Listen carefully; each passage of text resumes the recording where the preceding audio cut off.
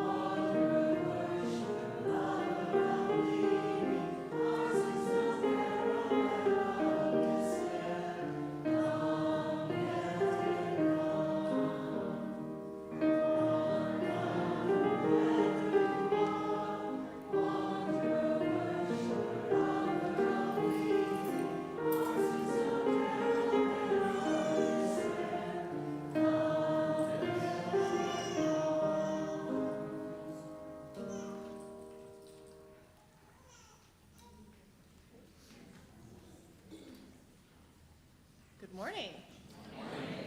Welcome to the Sunday morning worship service of DuPage Unitarian Universalist Church in Naperville, Illinois. I am Nell Hazlitt, a member of your Board of Trustees. We're glad you're here, whether you are present in the sanctuary this morning or watching remotely. It is so good to be together. We welcome you to our church and invite you to get to know us better during and after the service. As Unitarian Universalists, we hold that there are many paths to truth and meaning, and we support one another on our spiritual and religious journeys while holding ourselves in covenant. The rich liberal legacy of Unitarian Universalism is rooted in our faith's 7 principles. These principles guide our faithful actions as we work to transform the world to be more just and equitable. You may find these principles listed on our website or on the wall in our social hall. Whoever you are, wherever you are on life's journey, wherever you are in the world, you are welcome here. For our visiting families, we want to let you know that we have a space in the front by the ramp to help kids keep their hands busy while their ears are listening. We also have a space in the back corner if a family with an infant needs more space to spread out. Special announcement, today's service will be led by Dr. Emma K. Farrell. Emma is a seminarian at Meadville Lombard Theological School. Prior to heeding the call to ministry, they worked in academia as a biochemistry researcher, taught at several universities, and worked in the private sector as an analytical chemist. Emma has published professionally in several related fields, including metabolomics, I'm saying these words, enzymology, and education, but consistently found the most meaningful parts of their jobs to be the relational ones. Emma has practiced building community in 6 major metropolitan areas where they've lived and now devotes their life to building beloved community and dismantling the legacy burdens of white supremacy culture to make room for nurturance, mutuality, and alterity. In their personal life, Emma identifies as a queer, neurodivergent, solo polyamorous whose theological leanings are religious, naturalist, and Buddhist. Emma has 2 young children, enjoys blues dancing, and consumes books. Now, if you are online, I invite you to greet one another through the chat. And if you are present here, I invite you to turn to someone you did not come with and greet them with a wave and a good morning greeting.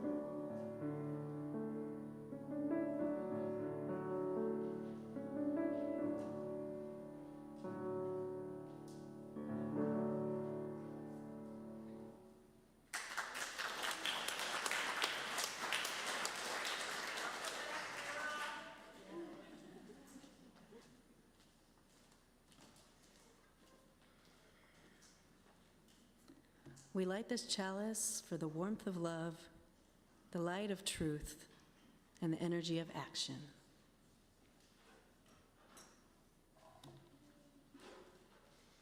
Good morning, everyone. Thank you, Nell, for that kind introduction. Thank you, Laura, for all the work that you put in behind the scenes to get this organized. Thank you, Vera, as well, for similar efforts. And thank you all for welcoming me into the pulpit today. I invite you to be fully present in this space, to let Spirit speak. If it's joy within you, I invite you to let it flow through you as a fulfillment of life's ecstasy. If it's sadness within you, let it wash over you in its fullness. If it's loneliness, let it pierce and tenderize your heart. Even if it's anger, let it sit with the fire in your blood. For whatever you are having a human experience, and all of it is welcome. All of it is a meaningful, interdependent part of the unfolding of things. But I don't want you to do it just because I asked you to. It's my prayer for you that you have a safer space in your life where you can show up in your wholeness. No posturing, no proving yourself, no supposed tos from any external or internalized forces. It's my prayer that you have a place where you can somatically know that you are a beloved child of the universe, just as you are. I invite you to look around now, look around at those that are gathered here, and know that they too are having a fully human experience. Because when we can see ourselves and each other more fully, then we can truly be together. And together, we're capable of so much more than we are separately. With this openness to our collective and individual human experiences, I invite you fully into this sacred space and let it be what it needs to be for you today, whatever that is. And may we give ourselves and each other grace as we go. And on that note, I invite you to open your heart just a little bit wider as we sing the somewhat controversial song, Amazing Grace. Now, if it's not your jam, I thank you for your grace. Please rise in body or in spirit and sing with us. Number 205.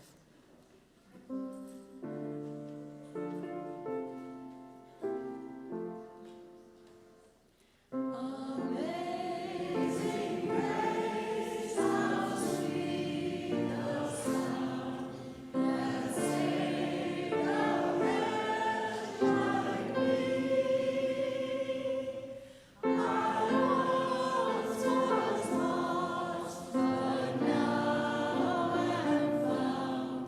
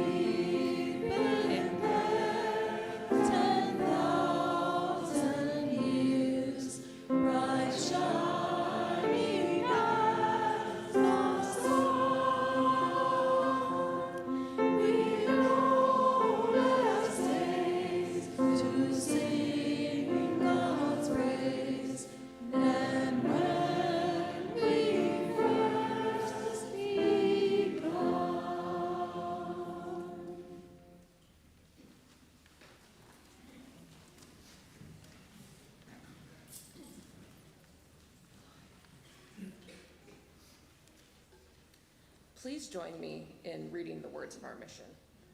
We gather as an inclusive community to grow in character, mind, and spirit, and to transform the world toward fairness, love, and compassion.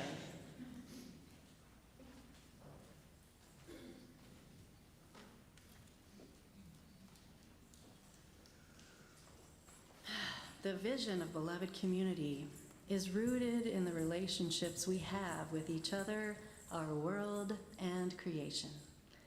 Each week we share our joys and concerns.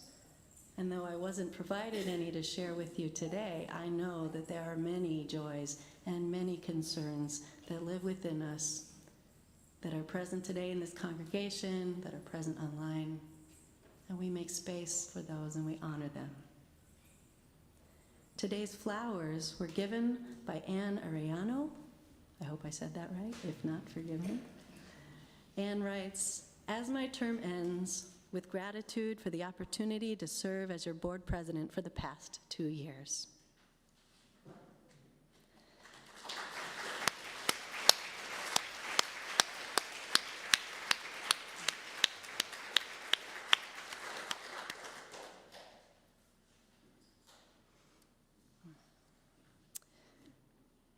Even when the cares of the world weigh on us, may we find joy in our connections with each other and in the pleasure that life holds. Let us care for one another and for ourselves all the ways we can. As we hold each other in our hearts and minds, with all our joys and all our sorrows, whether spoken or unspoken, please join together in a moment of meditative prayer.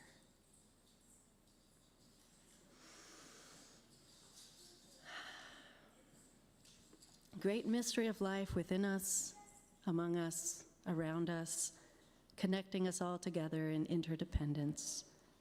We come today offering ourselves to the unfolding of the great cosmic explosion, comforted with gratitude for the knowledge that there is power in our collective attention and intentions.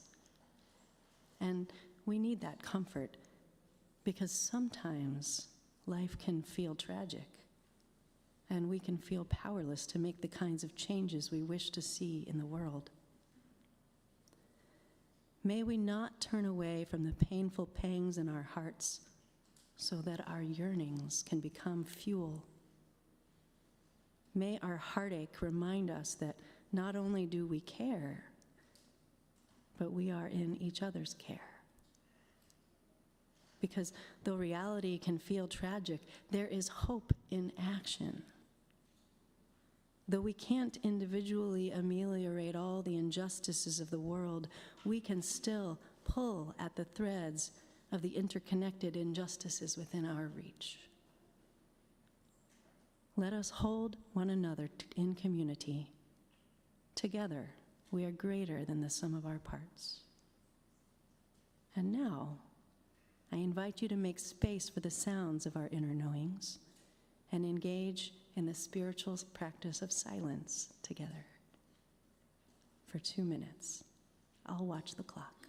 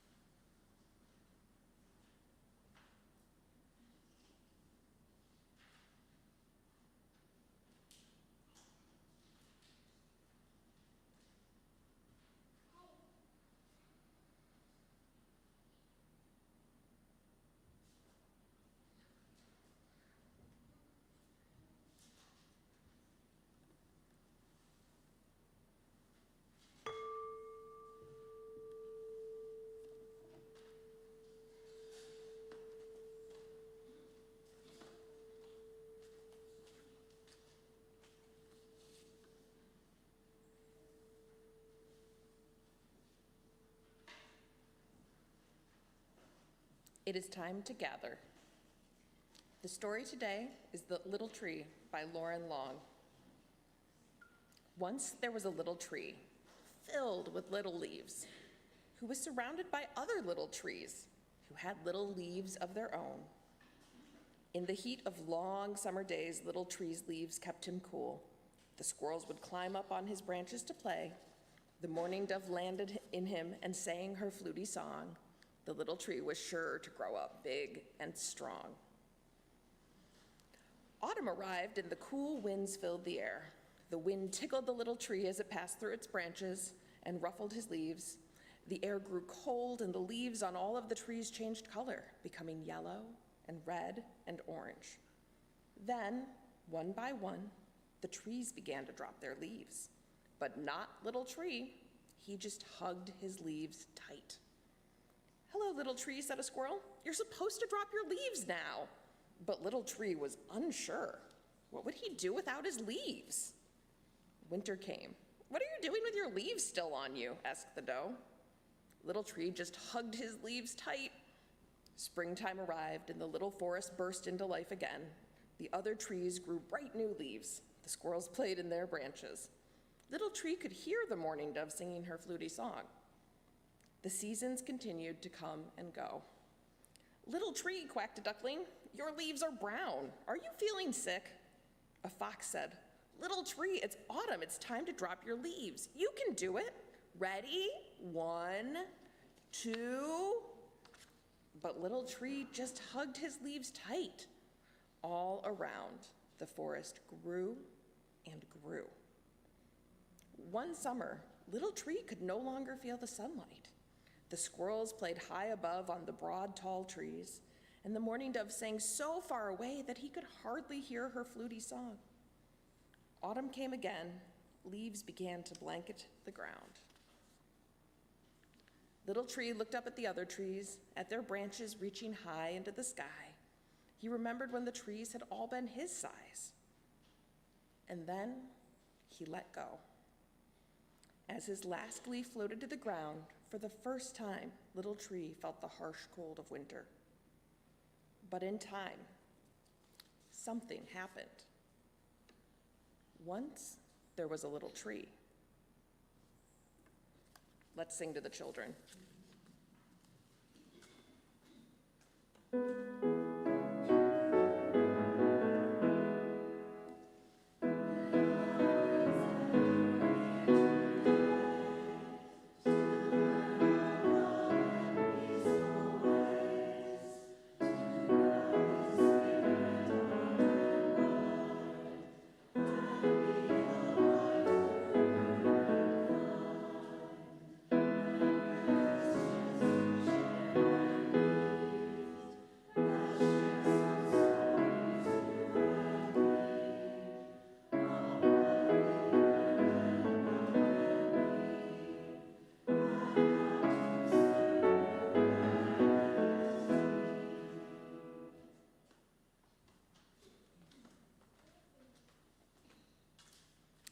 Giving of our treasure is how we reciprocate the many gifts we have been given by this community.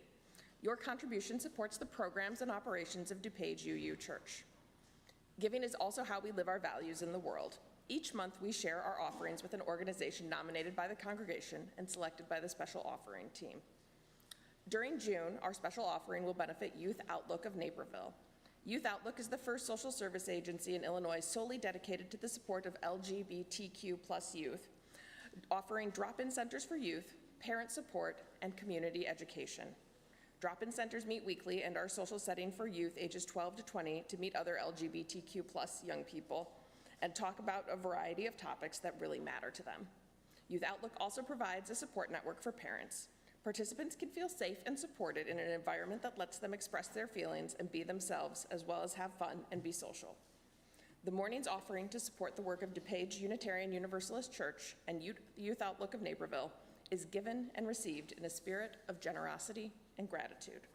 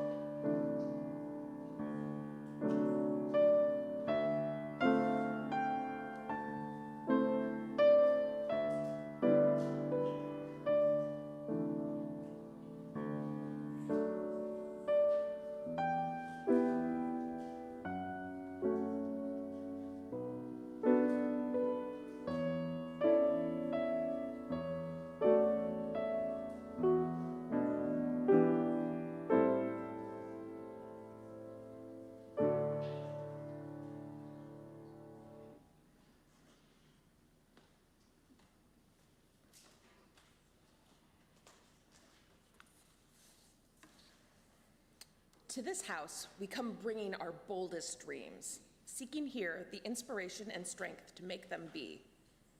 To this house, we come hoping to bury broken dreams, to be sustained through their pain, and to discover new ones amidst the tears. We come here lonely, isolated from meaningful human contact, searching for warmth and closeness and care. Needing to grow beyond plateaus of the commonplace, we seek here challenges and commitments productive of greater wholeness and deeper meanings. We come intense and constructed, hoping for the encouragement to shed our pretenses and to be ourselves. Filled with despair and self-doubt, we seek affirmations, prodding us to say yes to ourselves and to life. Somehow, always putting happiness ahead of ourselves, we enter this place trusting that what happens here will enable us to make and to accept a little bit of it now, today.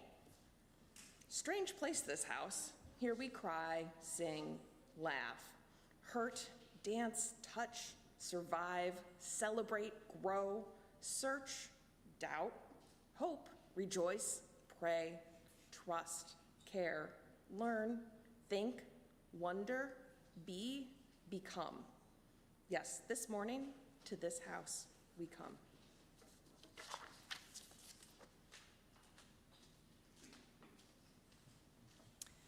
Please rise in body or spirit and join us in singing hymn number 1017, Building a New Way.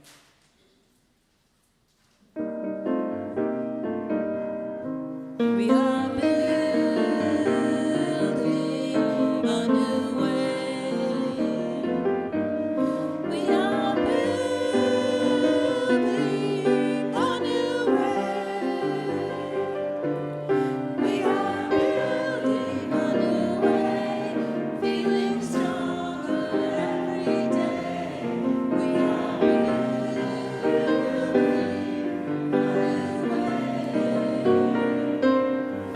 We are working to be free. We are working to be free. We are working to be free. Hate, greed, and jealousy. We are working to be free. We can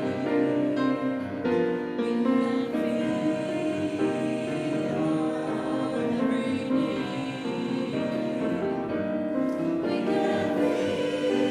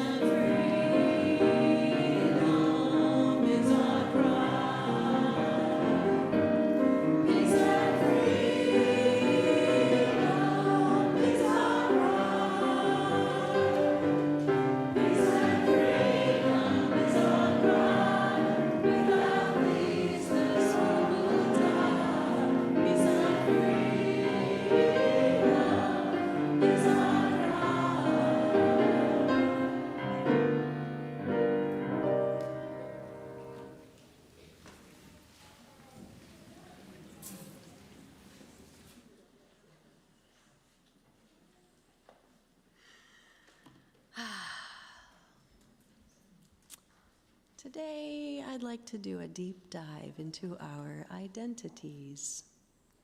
How do we come into them? How do they evolve? How do we decide on them? And how do they change over time? Sometimes it's situational. We're born into a family situation, or we find ourselves in a professional situation. We rise to the occasion. I ask, how much of these identities are of our own making, and how much are from external or cultural pressures? It's likely a mixture of both, right? Taking the ways that we interact with the world and assigning our own meaning-making or identities to it. If we get to make these decisions about our identities, at least to some extent, At what point do we decide that these roles are no longer serving us well? Or whether we need to re-examine our relationship to them? We may have a lot invested in these roles, and after performing them for a long enough time, our ideas about ourselves can become enmeshed with those roles, right? An older sibling might take on the role of wise helper, or perhaps it's a role you play in other relationships. Maybe you're the calm one, or the adventurous one, or the rational one. Perhaps we identify with a career in a way that the career becomes part of our identity. A friend of mine worked in IT, and he highly identified with his consistent helping of other people through his work. Another friend of mine, she writes children's books. She's in seminary, and she identifies herself as a storyteller.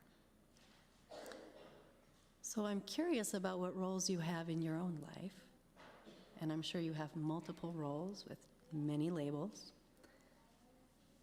Author and therapist Martha Kauppi says, "I think of a label as something you choose for yourself to give other people a shorthand to make assumptions about you that you can tolerate." So, do you consider yourself a caretaker, a supporter, a spouse or other partner, a provider, a leader of some kind? I want you to invite, as you think about these roles in your life, I want to invite you to think about what you get out of these roles. Maybe it's a sense of purpose, or a sense of pride, a sense of who you are and how you're meant to move in the world. So as Nell told us, before going into seminary, I was a scientist, a biochemist, and then an analytical chemist. And from this vocation, I got a sense of purpose and a sense of pride.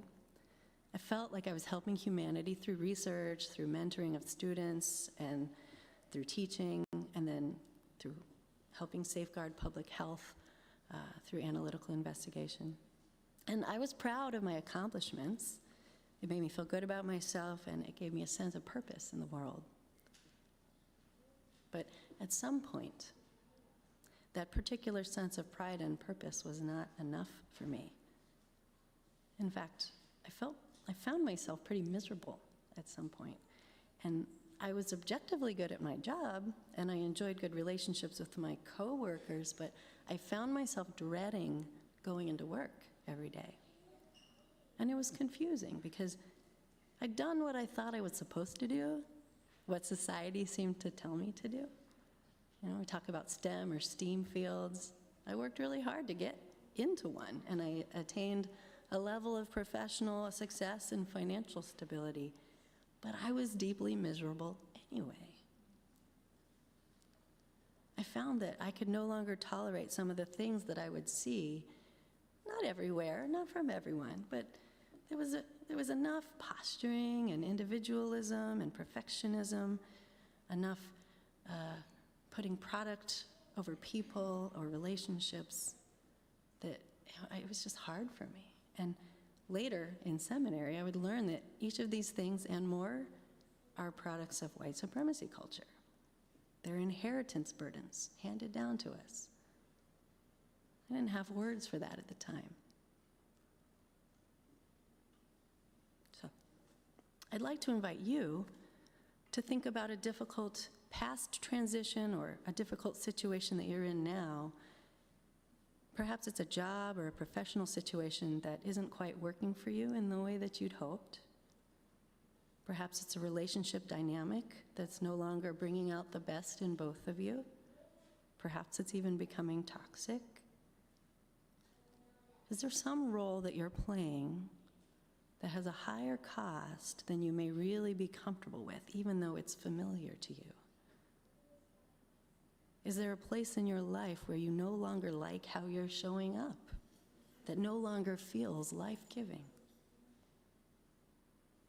One moment. So I found that I could make myself do my job. I could make myself go in every day and perform the work. But at some point, the energy that it took to continue doing that was just more than I was willing to put in. But leaving a successful career, or at least successful by some measures, meant changing a large part of my own internalized identity that I had put years of my life and quite a bit of my ego into. It also meant financial instability and a loss of status in some circles. It meant changing my identity, not just how I relate to the rest of the world, but in how I see myself fundamentally.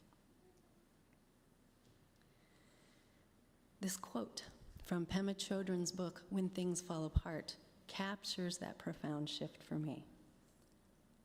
Only to the extent that we expose ourselves over and over to annihilation can that which is indestructible in us be found.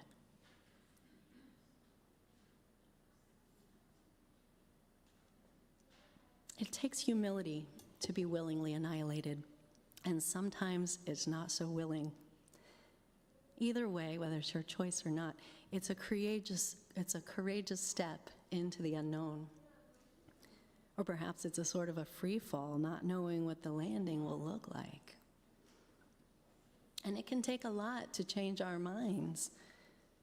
It took me over a decade to make this choice because, truth be told, I knew right after I finished that first graduate degree that I wanted to do this. But I fell into the sunk cost fallacy.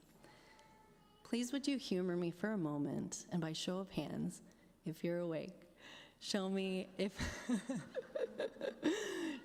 you've heard of the sunk cost fallacy before. All right, quite a few, but not all. Great. So for those not familiar, the sunk cost fallacy, it's a psychological economic phenomenon. Basically, it just means not wanting to abandon a thing because we've put effort into it. So even when it becomes clear that abandonment would be more beneficial, we don't want to give it up because we've already put in all this effort, this work, this money. We hate the idea of having wasted whatever it is, our time, our money, our efforts. Sometimes the prospect of starting over is so daunting, it can just prevent us from shifting. So we work hard at something to prove that it would have all been worth it. If we could just complete the project, or see the marriage through the rough patch, or whatever it is, if we could somehow show that the efforts were founded. And we can be rewarded by society if our path is one that comes pre-approved by society, right? It takes abundant humility and a certain amount of radical surrender to be able to look outside of whatever it is we're invested in, to be able to look at the larger picture and say, these data don't add up. We need to do something different. It can feel like heartbreak or failure or annihilation. Career change, job loss, relationship change, death, divorce. Only to the extent that we expose ourselves over and over again to annihilation can that which is indestructible in us be found. How do we figure out what is true to our deepest heart's desires and identities? What is indestructible in us? How do we dissect that away, what is indestructible in us, from habitual ways of being, from cultural pressures, while mourning a likely drastic change? And I believe there's wisdom in the saying, bloom where you're planted. But how do you know when it's time to repot? How do we know when our situation is no longer serving us or might even have become toxic? And there are no clear answers, but I do know that the sunk cost fallacy is a named economic fallacy for a reason. Now, I want to acknowledge that a career change like I've taken on is not economically feasible for all people, and I want to name the financial privilege that comes with that. I may be taking out student loans, but I've also had a lot of other support to help me get through this process. And that's just not possible for all folks in all situations. And I also want to say that I am exceedingly grateful to the scientists for whom it is their calling to do that meticulous work in the lab. We need you. And from my heart, thank you. And don't let reviewer 2 get you down. It's a brutal peer review process sometimes. But I'm sharing about my own situation because when someone that you know makes a seemingly out there life choice, it can hold up a mirror to your own life. We all have a sense of how difficult change can be. And the mind loves an equilibrium. It loves to know what to expect, even when it's an unhealthy equilibrium. And change can be downright terrifying, or even annihilating. Especially when that change seems to go outside of what cultural or familial or other external pressures will tell us. And what do we always hear about people's deathbed regrets? They regret the chances they didn't take and the things that they didn't do.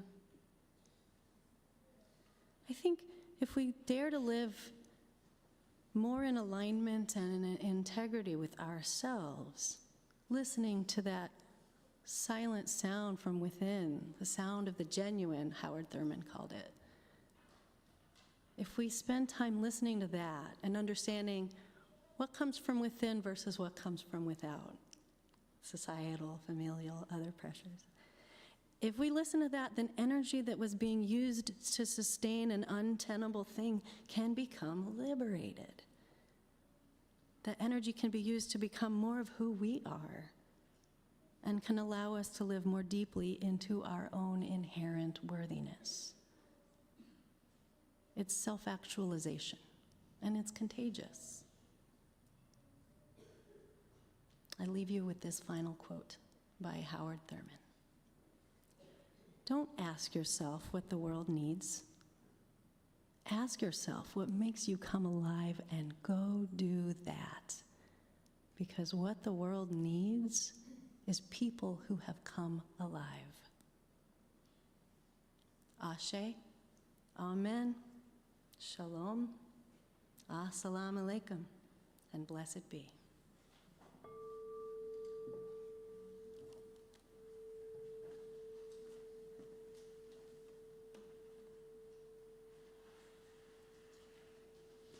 Please rise in body or spirit and join us in singing hymn number 1057, Go Lift It Up.